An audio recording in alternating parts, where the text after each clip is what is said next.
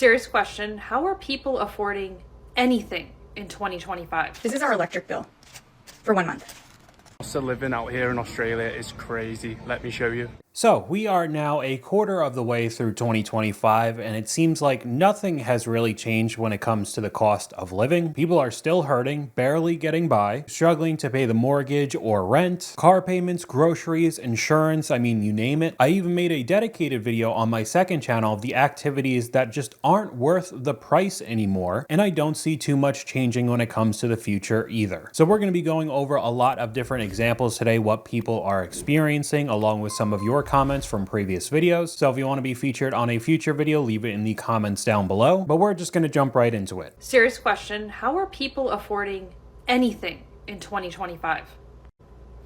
I'm having surgery in 2 weeks on my neck, so I was told to get certain types of shirts so it wouldn't bother the area. I go to Goodwill. I'm looking at prices, $9.99 for used shirts that are of no brand of value at all anywhere. Like maybe it was Target, I don't even know. I probably could go to Target and get it for like brand new for the same price at this point. I don't know. But seriously, how is it that I have just gotten priced out of a thrift store? I cannot remember the last time I actually went out and had a meal in a restaurant. We do not order out. We don't even get pizza because we're trying to save everything for 2025 with all of my health stuff. I am so sick of my own cooking. You have no idea. I'm a bad cook and I am so freaking tired of my own food.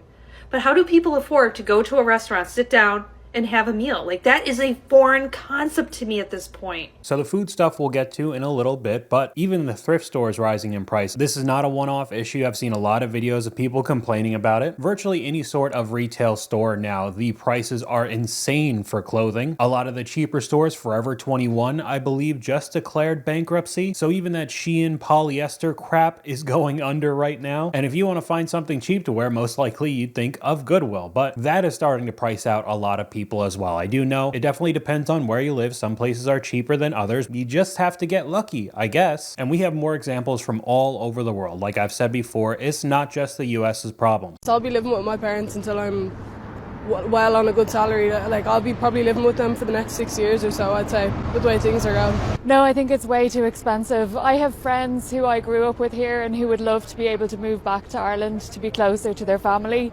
I'm in my 40s, my friends are around the same age and our parents are getting older and it's just heartbreaking. I pay $1,600 a month and that's about half of my salary.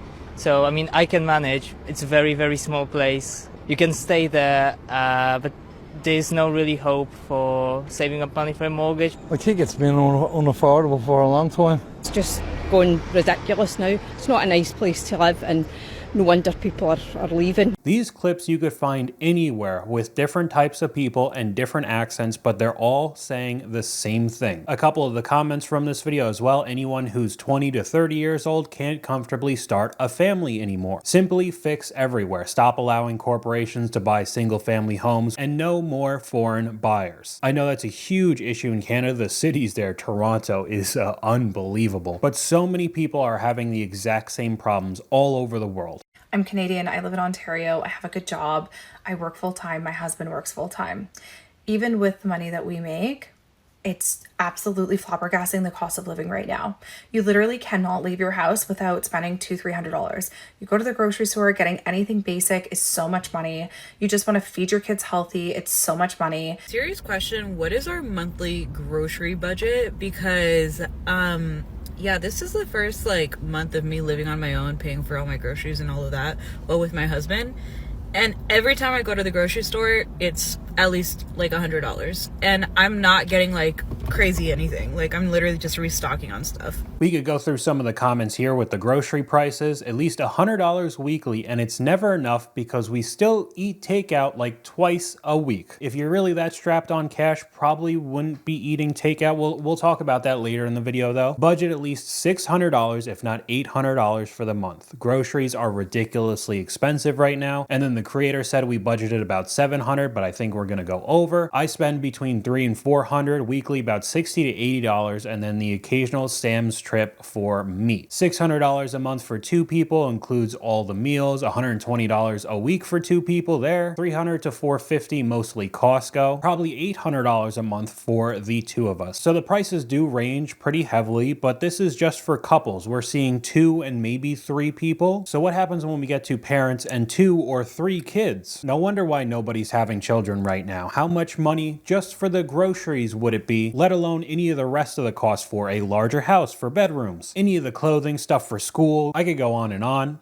But we have a comment from one of you guys. The main problem is this is not a local problem. It's a worldwide problem. You could see this everywhere. USA, Canada, Australia, Europe, and Asia. Here in Germany, prices have gone through the roof for houses and flats. My wife and I bought a house in 2018 and we're very happy we did so. Have a 1.25% interest with a fixed rate until the house is paid off. People would kill for that. We pay about 1,600 euros for the house a month. And yeah, the conversion, at least right now, euros are pretty close to dollars, and it cost about 400,000. But now the same type of houses today are listed for 600 to 700,000 with an interest rate of 7%. They could not afford a house today if they decided to buy it. If you were lucky enough to be able to purchase a house before COVID, you are in much better of a shape than most of the people who haven't in your entire country. I mean, just seeing some of these prices all over the place, wow, are brutal. Cost of living out here in Australia is crazy. Let me show you. 30 cans of Coke for $50.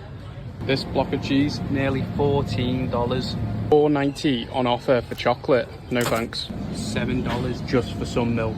How am I going to survive out here? We can look at some of the comments. Australia is the most expensive country I've ever visited. Never again. I've never been to Australia. I did see the conversion. $1 is about $1.50 in Australia. So I thought it might be cheaper for Americans to go over there, you know, tourism. But even with the better rates, how expensive it is over there, let alone all of the Australians that live there. But when you start seeing news articles like this with Waffle House, you know we are in bad shape right now. Eating out has gotten so expensive that Waffle House prices have doubled over just the past 5 years. And prices at IHOP have almost done the exact same, with increases of 82%. Texas Roadhouse, TGI Fridays, Applebee's, Cheesecake Factory, Hooters, and Chili's have all increased their prices by almost half in the past 5 years. So it's little wonder that people are refusing to go out to eat anymore.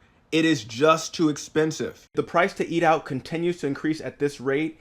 Expect a lot more chains to start folding and declaring bankruptcy soon. Mark my words, the next place that you will see buy now, pay later services like Klarna will be at restaurants like Chili's and Applebee's. So this guy recorded this video before the news we're about to see happen. He literally called it, but we could see some of the comments, and wages haven't gone anywhere. $20+ for a plate of food that's mediocre is diabolical. You know we're fried when the Waffle House is unaffordable. Restaurants might offer all you could eat for $100 per month with auto payments. I bet it would be a lot more than $100 a month. But news that you most likely already heard, it was everywhere online, does actually show how cooked we are when it comes to affording anything. The buy now, pay later app Klarna announced a partnership with popular food delivery app Doordash.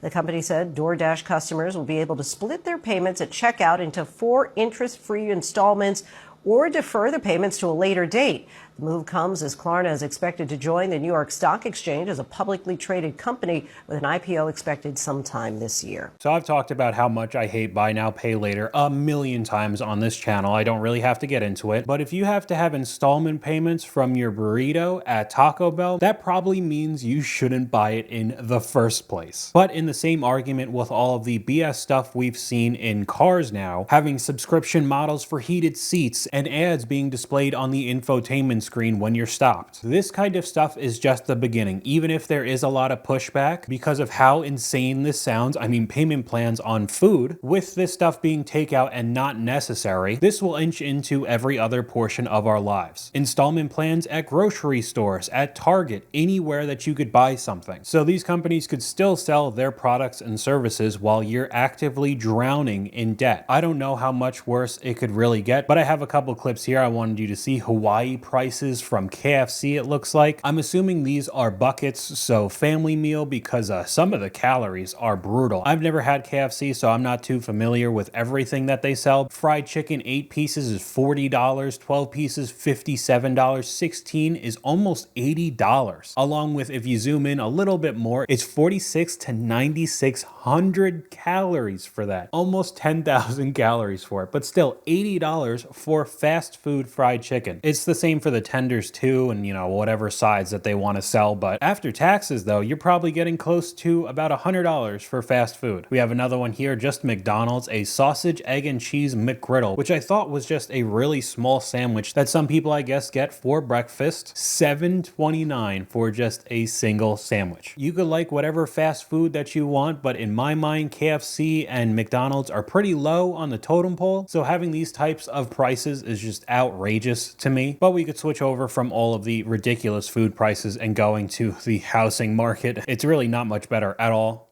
How can we afford an $80,000 house? Very simple. Over 30 years, just a trifle down payment, and a pittance of a mortgage, and 2 living parents with a pen, hook, and sign. So that clip was from Boy Meets World, and that episode aired in 1999, and I couldn't help myself, so I had to run the numbers. The show took place in Philly, and I saw that the median house price was around $80,000 in 1999. Now, Corey and Topanga were high school students without a job, so they couldn't qualify, but what about the median household income back then? It's $40,000, which is about $3,300 a month, and a 3% down payment on the median house was only $2,400. So somebody in Philly in 1999 didn't even have to save 1 month's income to put a down payment on this house, and the interest rates were around 7%, just like they are today. So with principal, interest, property taxes, insurance, and private mortgage insurance, the total payment was $750 a month to get the median house in Philly, and you're making $3,300, so that's about what, 25%? So a family making 40 grand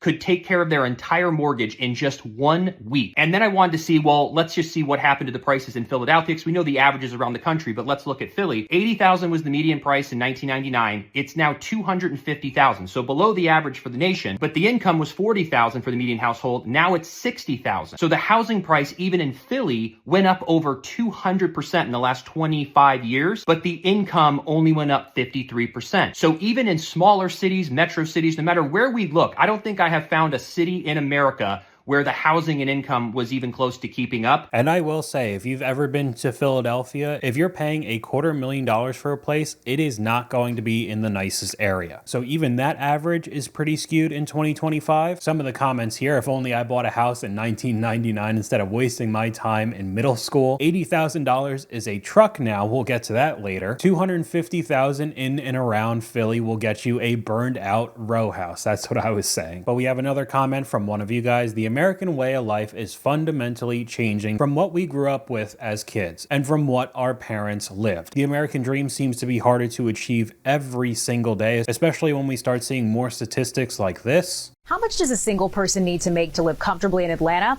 $100,000. That's according to a survey from Go Banking Rates. The results are based on monthly and annual expenses, plus the average mortgage cost based on data from Zillow. Now, the survey found that median household income in Atlanta is a little less than $82,000, and the average monthly cost of living is nearly $4,200. So according to Zillow, from 2020 to 2024, the monthly mortgage payment on a typical home in the U.S.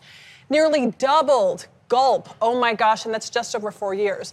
The company estimates that a household needs around $106,000 a year to comfortably cover annual mortgage costs. Okay, let's look at the reality. The median household income in this country is around $81,000.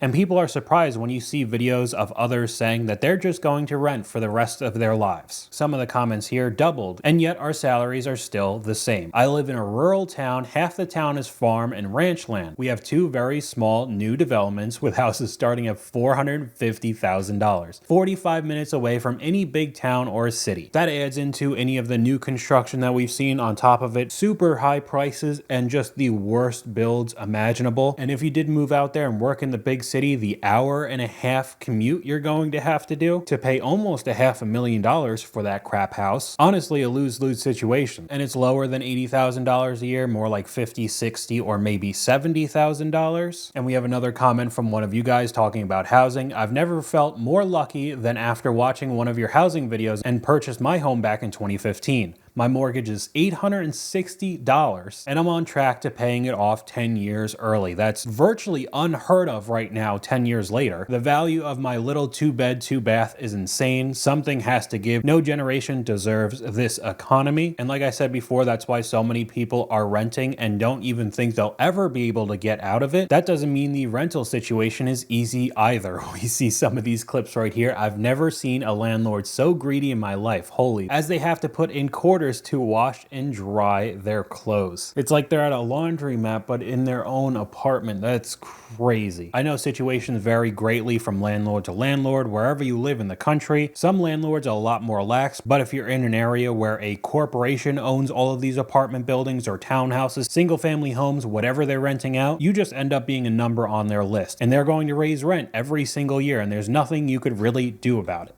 Another comment from one of you guys: at the current trajectory, in a decade, the only ones that'll be able to afford a new home are private equity groups and banks. And I'm not gonna lie, that's exactly what they want. They'll make even more money off of all of us. But if you're one of the lucky ones who can slightly be able to afford a home and you decide to pull the trigger, you might turn into one of these clips. Well, we finally got a house, but it used up our last dollar and it didn't come with a fridge. So, this'll do for now. One of the comments here, I mean, with this economy, that's all you really need for groceries. I know it's supposed to be funny, but if you really think about it, it's just sad. We have another comment from one of you guys. In the 80s, I rented an apartment in Vancouver, had a new car, and lived on my own paycheck. I know I couldn't do that now. It's sad. Any of the prices when it comes to cities in Canada right now, I'm glad I don't live up there, honestly. Here we have a clip that I had to put in because it seemed insane to me. I'm going to show you the craziest thing I've ever seen in my entire life. You ready? This is our electric bill for 1 month. We live in the beautiful state of Connecticut. Our total supply that we used for the month was $236.71. The transmission was $87.01. The local delivery, I don't know how the they deliver it, but we have to pay for it. It's $175.16. And then we have a thing called public benefits. So this is the people who can't pay for their electric bill. And we pay for it. It's $227.76. So I am paying to keep somebody else's lights on. Excuse me, what? Make it make sense. We could look at the comments for a little bit more context to this. I live in Connecticut as well. These last few months, I can't believe what my bill from Eversource has been. The craziest part that all the other fees are more than my usage, just like the video. You're paying for the CEO's bonus, not to keep someone else's lights on. The public benefits thing is a total lie that Eversource bribed Pura for. So just another way to rake in even more cash. That public assistance charge sounds like a class action lawsuit. Paid my bill on the 31st. They sent me a customer survey when they asked for additional suggestions. I said, pay your CEO less, his 18+ million per year salary. Could you imagine making that much money in a year? I don't even know what I'd do. Could pay those extra fees. But they really need their third super yacht. What are they going to do if they just have 2 of them? Here we have another one that's not surprising if you have looked at any of the news about LA. And some breaking news, State Farm has requested an interim rate hike averaging 22% for homeowners. The state's largest insurance provider is citing a dire financial situation after the fires last month. The company says it's already received more than 8,700 claims and has paid more than $1 billion to customers. State Farm said back in 2023 that it would stop writing new policies in California. And last year, the company said it would not renew 30,000 policies. We'll, of course, continue to follow this story this afternoon. So these types of insurance companies you have to have if you haven't paid off your house completely, which a vast majority of the people in the country still have a mortgage. So they're actively fleecing customers all the time. And as soon as they actually have to do their job because of this tragedy with the fires, they start hiking the rates even more and already said that they're going to deny a whole bunch of future claims and not be allowed to use their insurance if you live in California. And you and I both know that they are somehow going to push these fees out to the rest of the country. Make everybody else pay for it. And even though we're talking about State Farm, as soon as they start getting away with it, every other insurance company will follow them as well. And with this just being home insurance, we could have this conversation with any type of insurance you want, but we'll move on to the car market and how crazy it's gotten. Guess what, guys? We just got some new F-150s in. Pretty slick. Oh, heck yeah. I wouldn't mind an F-150. What models you get in? Let's go take a look at them. We got in the brand new STX F-150s with the 5.0 Coyote. Yes, let's go. Dude, I've been wanting the 5.0. Wasn't a big fan of EcoBoost. Like, I don't mind them, but like the 5.0 Coyote. I mean, obviously the sound of it's awesome, you know? Not just the sound, that price is awesome too. We got them priced great. They're a great entry-level truck, very affordable. It's kind of the affordable line of the F-150s. Wait, well, what do you got them priced at? If you're just looking for one with a simple color scheme, they're starting out at $60,000. $60,000 for a half ton? What? Yeah, $60,000. That's pretty good entry-level price, you know? You realize the average person does not make that in a year. That's insanity. That's more than most people make a year. If you want like the XL model, they're only like 55,000 for a base model truck. Do you hear what you are saying to me?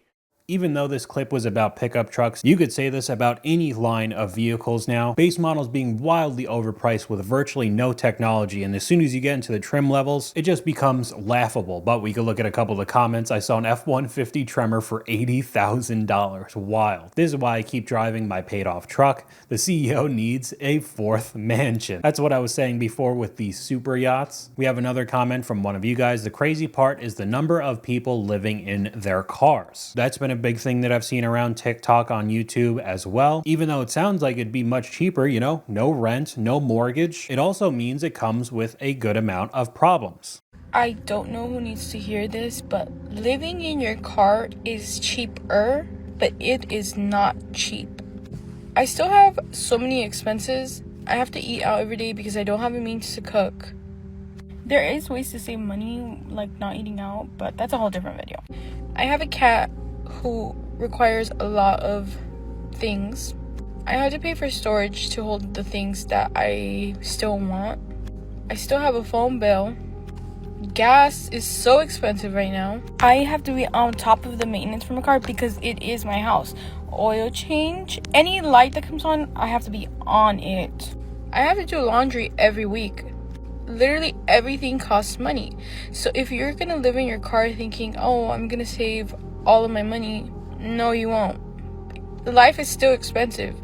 It's just you're not paying rent, which is a huge chunk, but it's still not cheap. And silly me for thinking that I would walk away from 2 months of living in my car with most of my wages for those 2 months, and that is in fact false. So clearly there are other expenses. The one thing that I thought was still having a cat while you're living in your car. We've seen that previously with people in a whole bunch of debt, not making a lot of money. For some reason, having several pets or paying a ton of money just to be able to buy the pet, any of the cat or dog food and grooming is not cheap either. So I don't know, having a pet while you're living in your car is probably not the best move. But we have another comment from one of you guys, people complaining about the cost of living, but at the same time, retail holiday shopping this year broke all the records. So even with everything we've seen in this video, you'll still probably see clips of cruise lines being packed to the gills. So many people on vacation all the time, buying the brand new $80,000 truck, wearing expensive new clothes, going out all the time, and it just doesn't really make sense when you think about it. Someone explained to me how everyone says that they're struggling. Everyone says that they're living paycheck to paycheck right now, but then you go look at Disney and the lines are gigantic. You look at concerts, they're packed. The tickets sell out in seconds. How can everyone, and I mean everyone, be supposedly struggling so bad, but then simultaneously they're also doing all of the things that require money that are not necessities? I'm not kidding you when I say everyone. Like, I don't know a single person who I have talked to who has said, man, things are just great right now, economically and financially for me. Last time I heard someone say that was like 2021. We could look at a couple of the comments that explain it a little bit more. I used to wonder too, but then I started watching Caleb Hammer's show. 2 words explain it: credit cards. Another one here, this isn't a popular opinion, but a lot of people make plenty of money. They just don't know how to manage it. I'm definitely not saying that's everybody, but once in a while, I'll start seeing clips like this that are just detached from reality. I am seriously scared for this country and the youth. I literally have spent probably $300 today, like on nothing. I had to go out this morning to get cash for my housekeeper. So to start off your cost of living rant video, you were paying your housekeeper? How is that supposed to be the norm? Who has housekeepers? The comments section thought the exact same thing. Yes, the cost of living is outrageous, absolutely, but you could clean your own house and skip paying a housekeeper. She in fact did not like this comment, so she said that's something we need and enjoy having. I don't think it's 100% a necessity. Most of the time, if you do really need a housekeeper, it's because you're in a mansion. And if you're making cost of living rants, most likely you don't need that mansion. But she said it's something they enjoy having. It's an essential for us because I need a very clean house or I can't function, and I also clean daily. So if you're cleaning every single day, why do you need to hire somebody else that also cleans every single day? I don't understand it, and neither did the original commenter. They just said K. It's not an essential, it's a luxury, but okay. Some people are just attached. In my credit card video, there was another mom who was complaining that they were making almost $200,000 a year. The amount of money that was taken out for taxes was of course rough, but they were complaining that it was tough to pay their $4,500 a month mortgage. Way more money than most people are spending. So with all the valid clips that I've seen online, there are some of them that are just a little bit iffy. And another big trend that I've seen is moving to other countries with lower cost of living. So we could take a look at this guy and his whole setup and how he lives in Thailand. Here is my budget for living in Bangkok, Thailand for 2025. Along with my budget, I'm going to give you a condo review and go through all the details. No secrets, no gatekeeping, so let's go.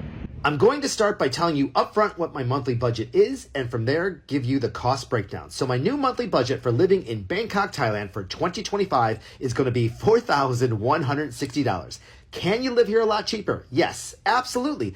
I just choose not to. So before you come at me in the comment section, here's how it all adds up. My rent is $1,800 a month, and I have a 2-bedroom, 2-bath condo, which is about 1,000 square feet, and it's located in the best area of the city. My electric bill is $120 a month. My water bill is $10 a month, and my high-speed internet is $30 a month. My cell phone with a U.S. international plan is $100 a month. My international health insurance is $250 a month, and I have a policy that covers inpatient care only. Next, let's get into transportation. For taking taxis, Grab, and the BTS train, my total transportation cost is $150 a month. My food budget for the weekdays, Monday through Thursday only, for the entire month is $250 a month. This includes a lot of coffee. Now, when it comes to my weekend budget, it's $250 per weekend, and that includes dates with my girlfriend. We go to nice dinners, we go to rooftop bars.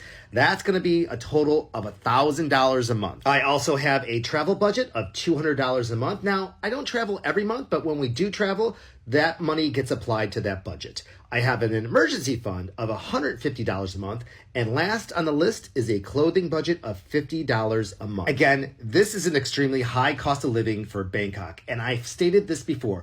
You can live here a lot cheaper, and I will be putting together a cheap budget for living in Thailand for 2025 very soon.